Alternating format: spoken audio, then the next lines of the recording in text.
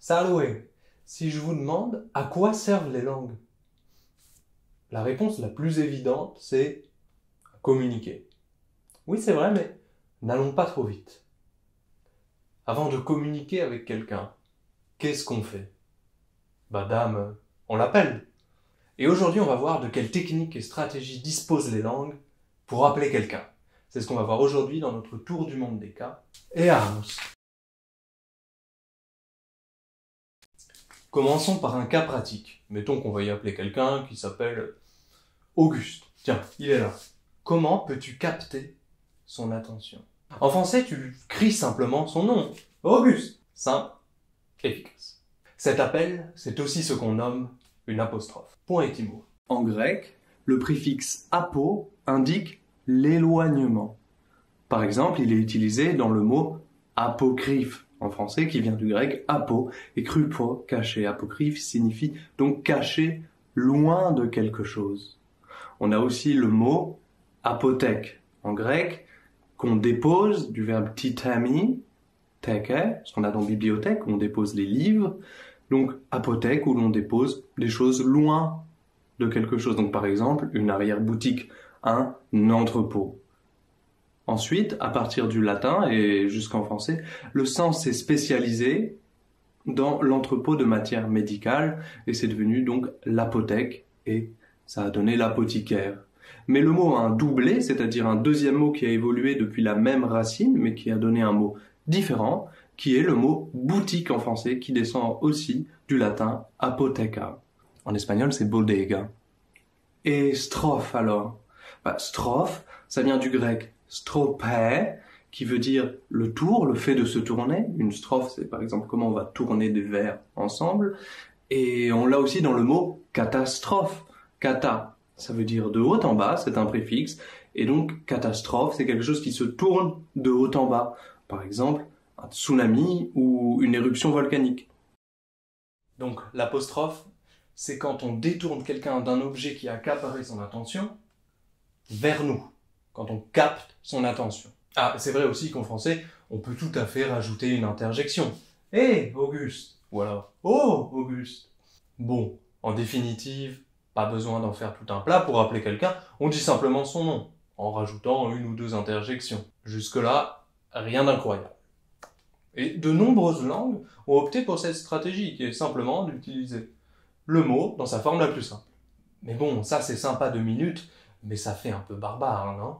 On n'aurait pas d'autres moyens plus sophistiqués pour appeler quelqu'un dans les autres langues? Dans les langues casuelles, comme le latin ou le grec. C'est-à-dire des langues où c'est la finale, la terminaison du mot qui indique sa fonction et pas sa place dans la phrase. On peut utiliser un cas spécial qui sert simplement à appeler quelqu'un, le vocatif. Et le fonctionnement, en fait, est assez simple. Il suffit de changer la terminaison du mot. Bon, mettons qu'on doive appeler notre Auguste en latin. En latin, Auguste, ça se dit Augustus. Mais voilà, si j'appelle Augustus comme ça, hey, Augustus, on va me répondre quelque chose comme Quid facit Augustus? Qu'est-ce que fait cet Augustus? Parce qu'on part du principe qu'il va être le sujet d'une phrase et non pas une apostrophe. Pourquoi? Simplement car la terminaison ust de Augustus indique que le mot est sujet. Il indique en plus qu'il est masculin et singulier. Mais ça, on le verra plus tard. Si on veut utiliser le vocatif, il faut remplacer ce us par un et. En tout cas, pour les mots masculins. Par exemple, si je veux l'appeler, je dirais Auguste. Et en grec ancien, c'est à peu près la même chose. Si on veut appeler par exemple un ami, en lui disant « hé, l'ami en grec, c'est Pilos en grec ancien. Si je dis simplement Pilos, c'est la même chose, on va s'attendre à ce qu'il soit sujet. Si on veut l'appeler directement, il faut utiliser la terminaison et, comme en latin pour le coup. Pille. D'ailleurs, en grec moderne, c'est la même chose. Philos, ça sera le sujet, et philé, ça sera l'apostrophe. Notez la légère différence de prononciation. Mais comment ça se fait que 2 langues, le latin et le grec, aient la même finale pour le vocatif?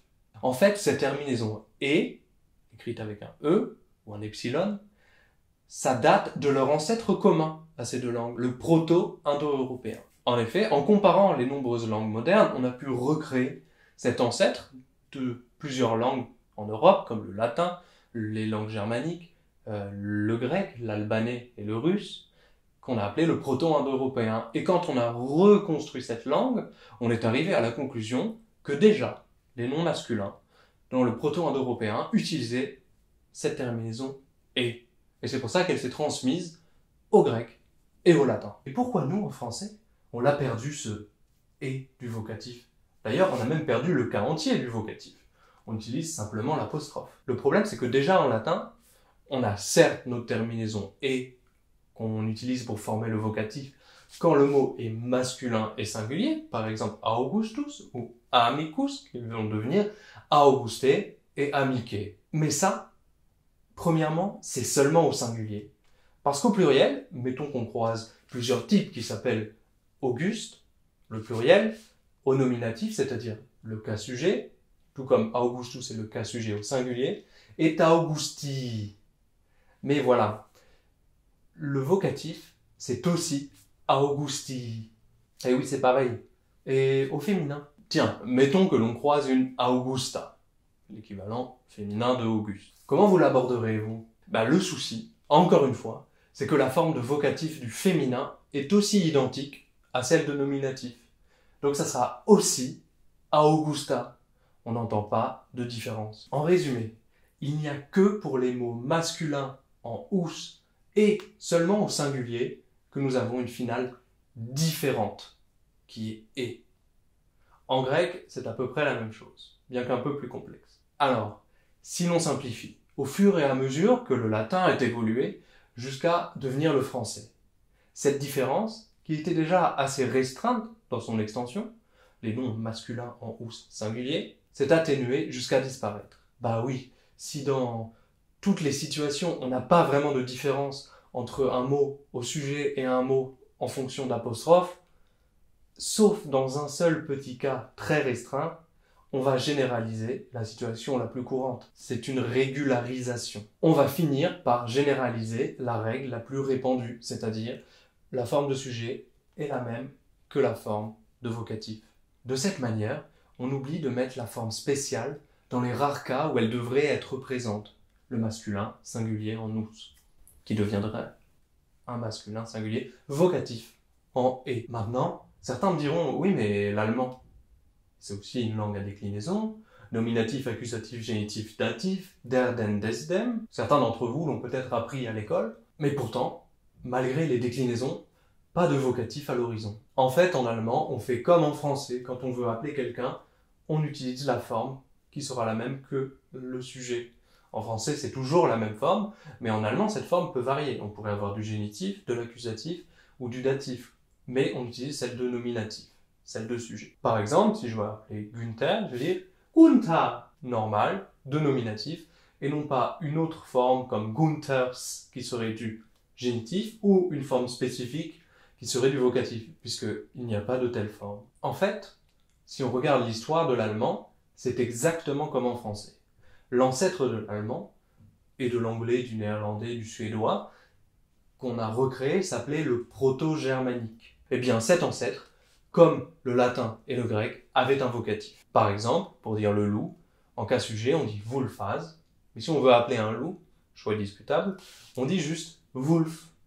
Hey, Wolf! Bien sûr, il y a encore plein d'autres moyens de marquer l'apostrophe que la méthode un peu simple du français et de l'allemand et d'autres langues modernes européennes, ou la méthode flexionnelle, c'est-à-dire casuelle, du latin, du grec et du proto-germanique.